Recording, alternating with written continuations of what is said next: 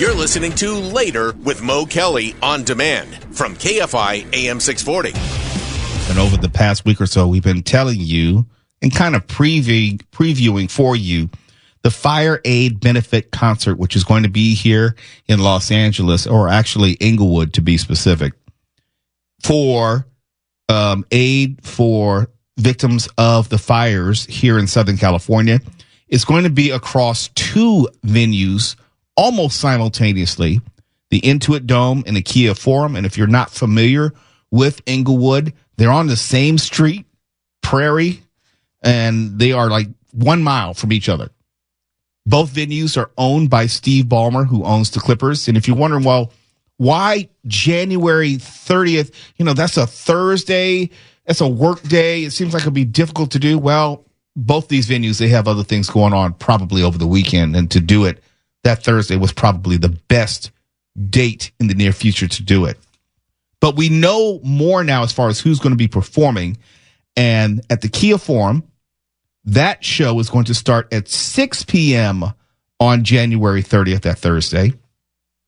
And listed so far, Alanis Morissette, Anderson .Paak, Dave Matthews. It doesn't say Dave Matthews Band, so I'm not going to make a distinction, but it just says Dave Matthews. John Mayer, Dawes, not familiar, Graham Nash, Green Day, John Fogerty, Joni Mitchell. That's surprising. I didn't know that she was still performing. No Doubt, Pink, Red Hot Chili Peppers, Stephen Stills, Stevie Nicks, and the Black Crowes. Not a bad lineup at all. Damn. That's just one show? That's just one show. That's just the Kia Forum, which begins at 6 o'clock. Look, if you're trying to go to both of them, you're not going to be able to go to both of them. Even though they're only a mile apart in terms of venues, I don't know how you're going to do it. Not catch all those acts. Yeah. Wow. The Intuit Dome, and I've yet to go inside the Intuit Dome. I hope to do it sometime soon. That concert begins at 7 p.m., and I think it's kind of smart that you would stagger the concerts just for traffic. If you're not familiar with Prairie or Inglewood or that area, it's hard enough when one venue has something going on. And there are rare occasions where you have SoFi Stadium, which is also on that same street. SoFi Stadium, Kia Forum, and also the Intuit Dome. Rare occasions where all three venues are having something at the same time, like they did like a month ago. It's crazy. It is bedlam. Just really quick, that's the only spot where I'd say it'd be cool to have like an underground road just for those venues, because it clogs it up so bad. The street of Manchester or Century, they were not meant to accommodate 3 or 4 major venues, arenas, stadiums. And if you've ever been down Manchester, it's only like two-lane street for the most part. It may be 3 lanes, but 1 lane's like parking on the right. Yeah, so, pretty much. You only have 2 lanes which are of actual flowing traffic on either side. It is ridiculous. But, these are great venues. And if you're going to the Intuit Dome, they have, get this, Billie Eilish, Earth, Wind, and Fire, Gracie Abrams, Jelly Roll, I know him, Katy Perry, Lady Gaga, Lil Baby, Olivia Rodrigo, know her, Peso Pluma, don't know. They're huge. Okay. Huge. Right. I know you heard of Rod Stewart, Stevie Wonder. Okay, no disrespect, but that's not a draw. I love Stevie, but him performing live, it's not what you think. At this point, I know what you mean. It's still this is a. But there's more. There's more. There's no way. Sting. What? Wow. Yes. What is it? Gordon Summers? Yeah.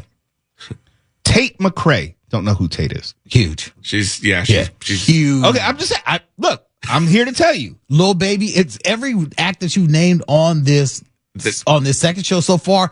Absolutely is huge. Yeah, they're all just spotlights. But go ahead. But no, that concert begins at 7 o'clock. I don't know if you have to. if you get one ticket and you're allowed to go to both, I don't see how, because they probably would sell out with both venues and, Yeah. So there you go. Like you gotta pick and choose. This is actually a lot bigger than we first reported. I can tell you from having done festival shows like this, a la a Summer Jam show at the top of the year is what this look like. Just a who's who is performing. You're going to have a lot of people come up. They're going to do a hit, maybe one other song, say thank you, God bless you, good night. It's not going to be full on concerts from each of these acts because they still got work the next day. Here's something else you need to know. Ticket prices start at $99, with all proceeds going to benefit FireAid relief efforts. And just in case you can't physically be there, you can watch it on TV or your devices. It will be streamed live on YouTube. I assume that there's some fee attached to it. It's not going to be free. Mm-hmm. Select AMC theater locations. That's big. Amazon Music / Prime Video. Apple Music. Apple TV app. Disney Plus Hulu app. Facebook and Instagram. iHeartRadio app. Max, Netflix /Tudum, Paramount Plus, Peacock /NBC News Show, Sirius XM's Life with John Mayer channel, SoundCloud, and Veeps. In other words, it's going to be every freaking where. What I don't understand right now, good people at FireAid, if you have a show that starts at 7:00, why on God's green earth would you have not reached out to Later with Mo Kelly to broadcast live? We're already on at 7. We know music. We love LA. We have to take it up with iHeartRadio. They know how to call us. Yeah. They know where to find us. Oh yeah, that's our company. Yes, it is. Yes, it is. But real quick, to Walla, is that ticket price not the biggest steal ever? Oh, absolutely. Oh, this is like they might as well be giving these tickets away. Let's think of Coachella. What does Coachella cost? Like $300? Yeah, easy. Okay, easy. Minimum. Right. And you're not going to get this quality of talent. Nope. No, I was on the fence until you said "Lil Baby." You so and so. You're such a hole. You are. You are the such entire a hole. No, you really buried the lead there. Oh my God! Don't you dare, Steph. Don't you dare. God. That's just so. No, because I'm just talking about like the what you get for the price. I mean, you can't beat that. So. And it's probably a tax write-off too because it's a benefit. Yeah, I mean, most of these acts are absolutely donating their time. Yeah, because from all indications, all proceeds are going to victims of these LA area wildfires. There, of course, is going to be costs as far as, because these are union venues and blah, blah, blah, blah, blah. So there will be someone that has to go towards paying for the show. But knowing Steve Ballmer, he probably just covered those costs. Yeah, and that's what I say. He's probably like, you know what? I got this covered because you artists are donating your time. And when my station at the time, V100, first launched this event in the Los Angeles area along Crenshaw Boulevard called Taste of Soul. We were the first station to do it. We launched it when no one else was interested in it. And we had to get with every different political body and street body and everything in the city to do it. All the acts that came through did it for free because we were doing it for the community. And that's why this is a show I can bet on is going to do everything they say. We got to have a little bit more on this when we come back. It's Later with Mo Kelly. KFI AM 640. We're live everywhere in the iHeartRadio app. You're listening to Later with Mo Kelly on demand from KFI AM 640. Last segment, we were talking about the FireAid concert, which is coming to Inglewood in not one, but two venues, the Kia Forum and also the Intuit Dome. Last segment, we went over the artists which were performing in each venue, and I want to give you a little bit more information about it that we couldn't get to last segment. I mentioned that ticket prices are going to start at $99, all proceeds going to benefit FireAid relief efforts. And we were talking about how it costs to have these venues open. You have your part-time workers working the venue. Steve Ballmer, who owns both venues and the Los Angeles Clippers, he's waived all the venue and service fees making sure that all of your money is going to the FireAid victims.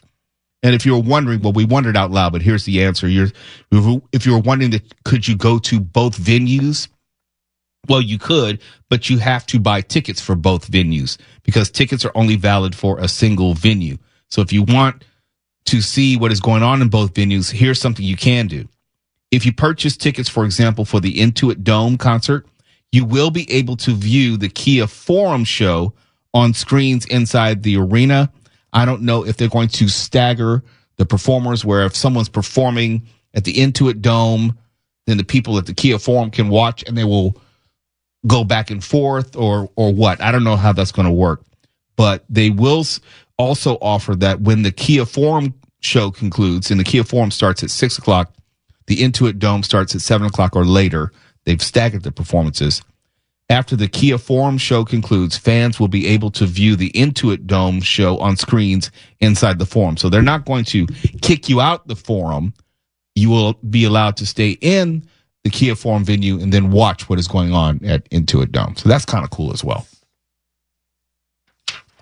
But yeah, I don't know how they're going to pull this off in such a short amount of time. The logistics, like you, Tuala, I have a little bit of experience with these, and this is really difficult to pull off inside of 25 days. It's very doable.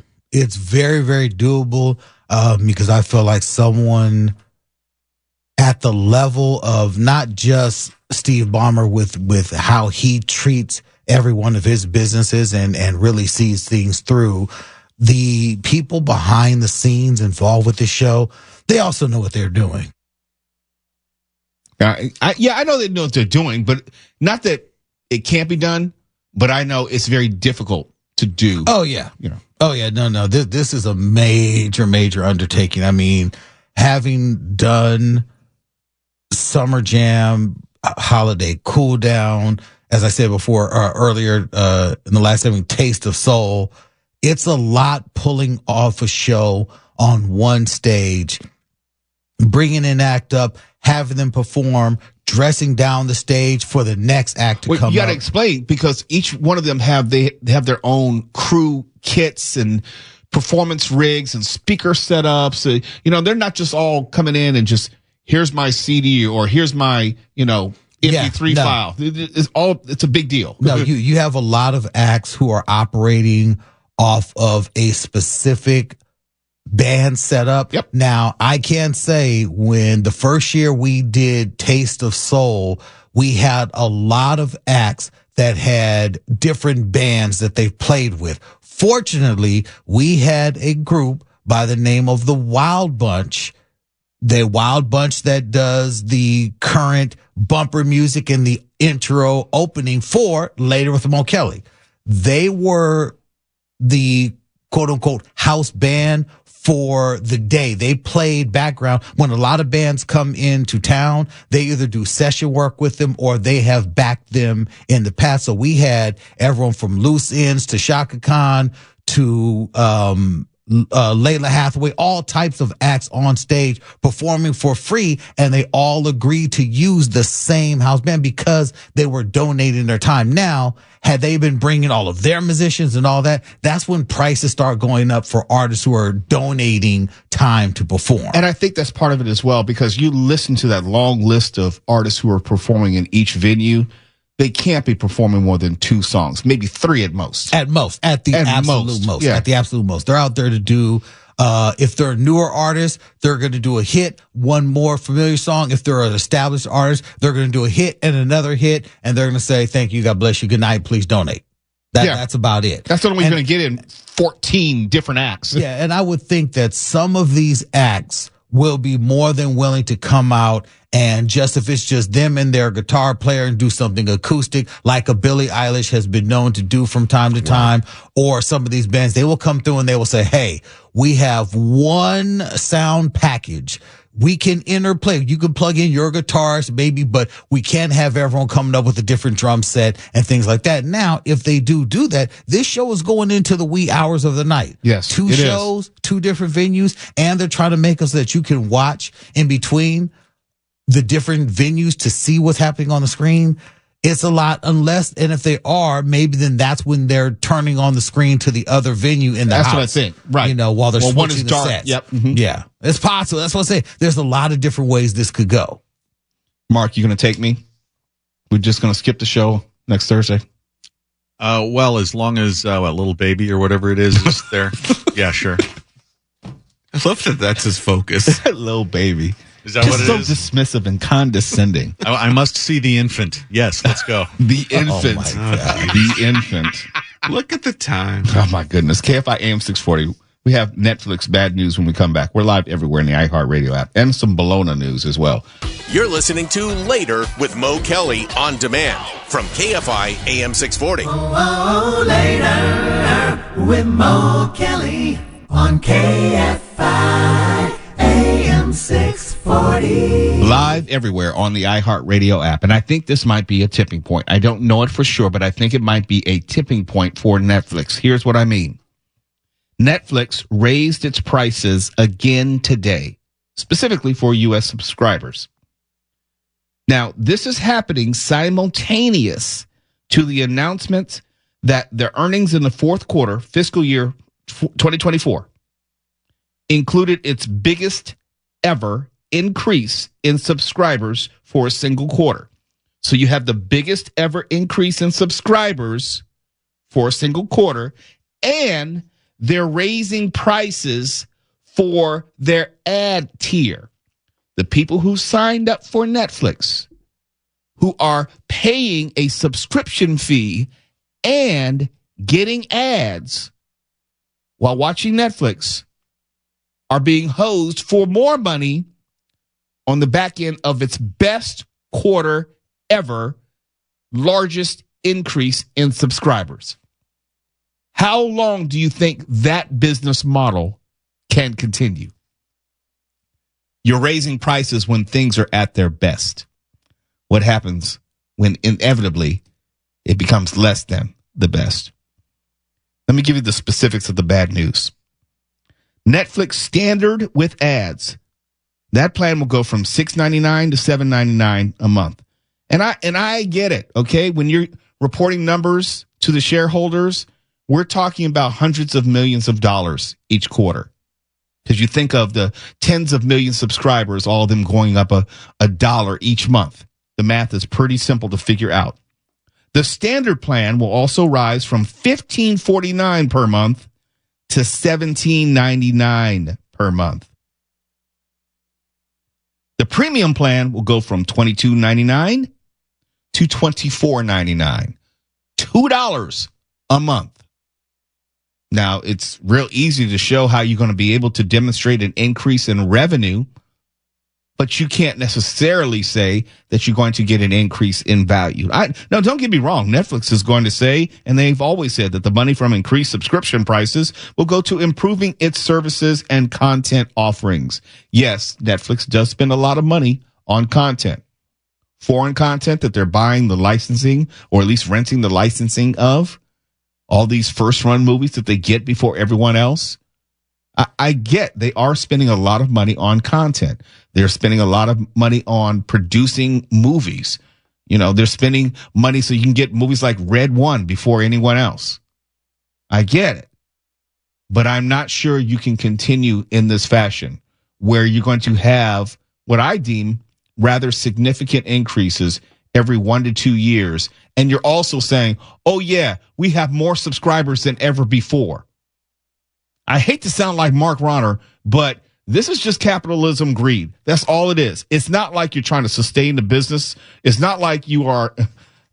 Go ahead, Mark. Just say you're right. No, I like it when you try to sound like me. It really makes you sound smart. I think we should. I'm just cosplaying. Come smart. on, Foosh.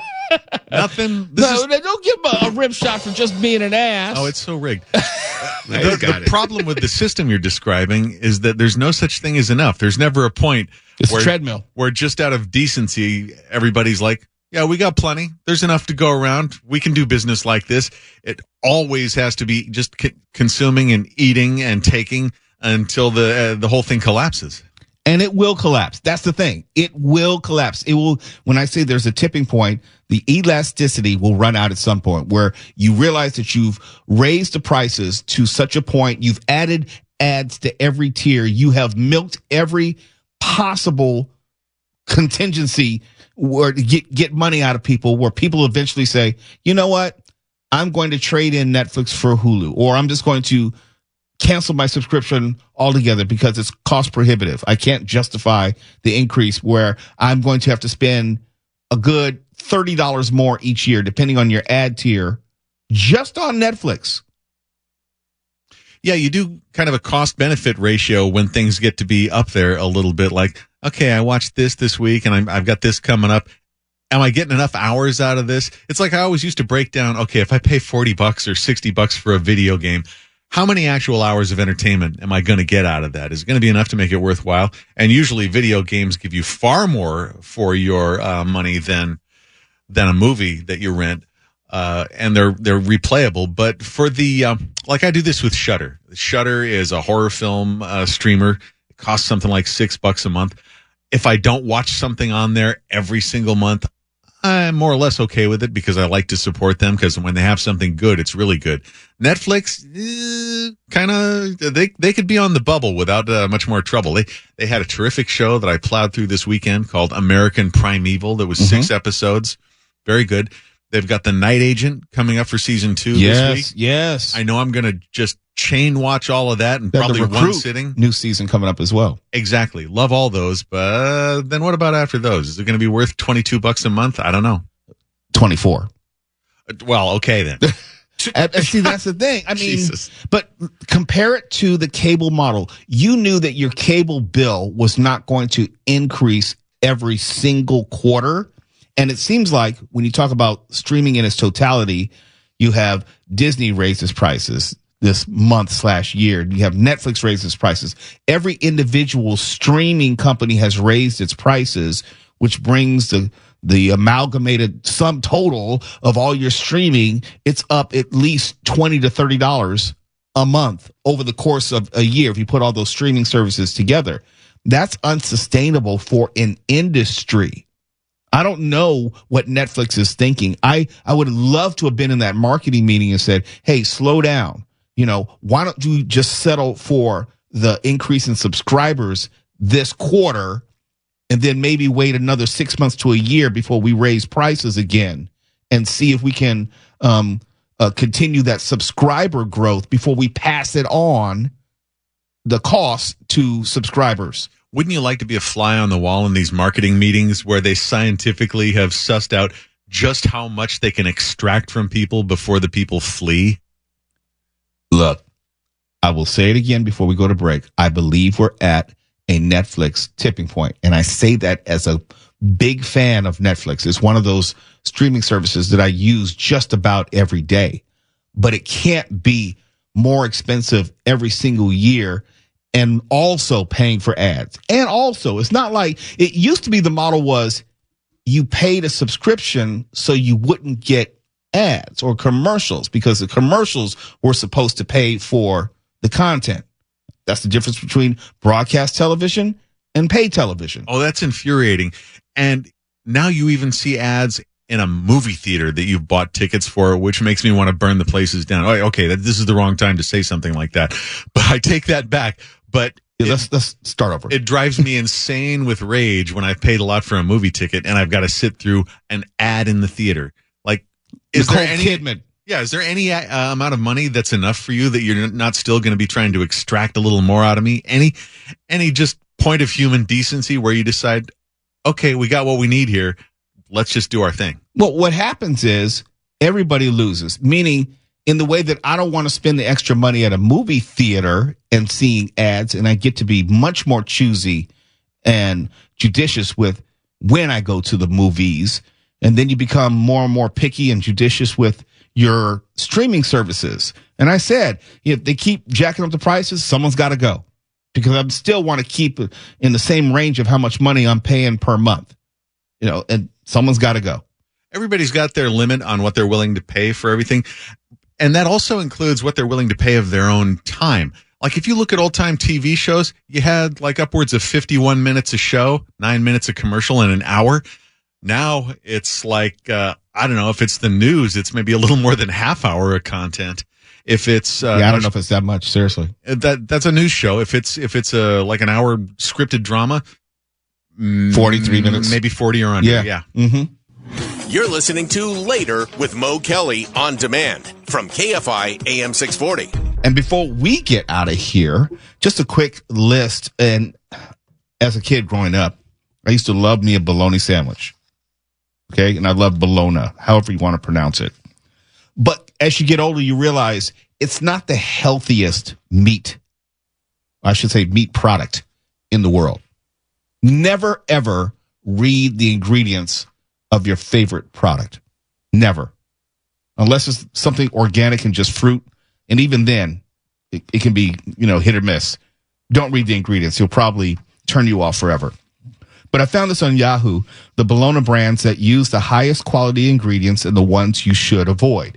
Now, this might be just, the difference between bad and horrible when you get down to it.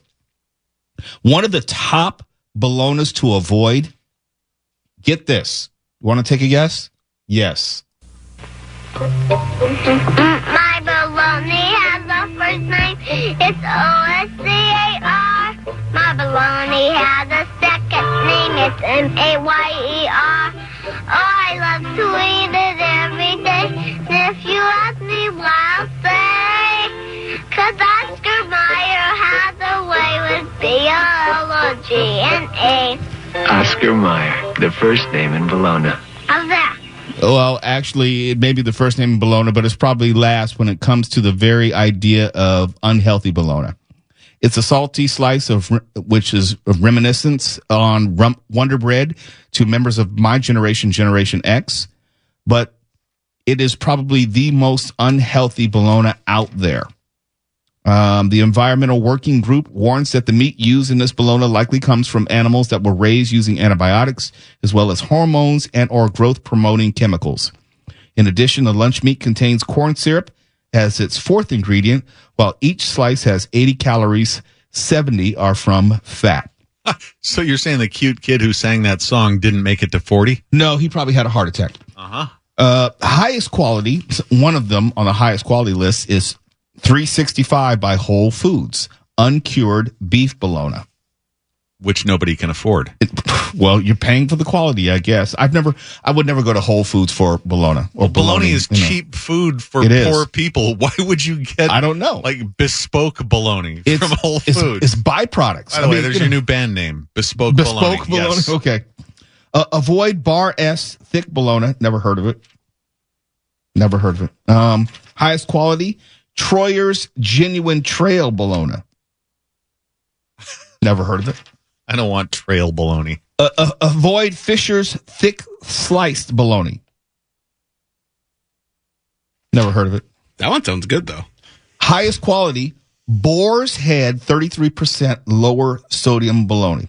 And this is where math can be very tricky. Just because it says 33% less, 33% less than a hell of a lot and way too much is still a lot and way too much. And we had the Boar's Head Listeria outbreak recently. Big recall. Yeah. So that's probably not the product you want to, buy. Avoid Great Value beef bologna. Walmart is where you usually can find it. I just avoid Walmart, so I don't have to worry about it. If I avoid Walmart, I don't have to worry about avoiding anything in Walmart. Highest quality, and highest is in quotation marks. Seltzer's Lebanon bologna. Never heard of it. Never going to buy it. Where the hell would you even get that? I don't know. Avoid Eckrich. You have to go to Beirut to get that bologna. I guess I won't be getting it. Avoid Eckrich thick cut bologna. Never heard of it. Look, unless it's like Oscar Mayer or Hebrew National, I probably don't know. And speaking of, highest quality Hebrew National beef bologna. Yeah. Well, that's good to know. It uses only 100% kosher beef for its products. And the bologna is made of zero added sugars or sweeteners and provides 4% of your daily iron needs per serving. Back when I was a cops beat reporter, all the people at the county jail used to complain about the bologna sandwiches they had every single day, and that'll put you right off it. I used to have a bologna sandwich every day going to school, and with Miracle Whip mayonnaise, which I hate to this day. I was a Best Foods kid. I preferred Best Foods over. Same. Yeah.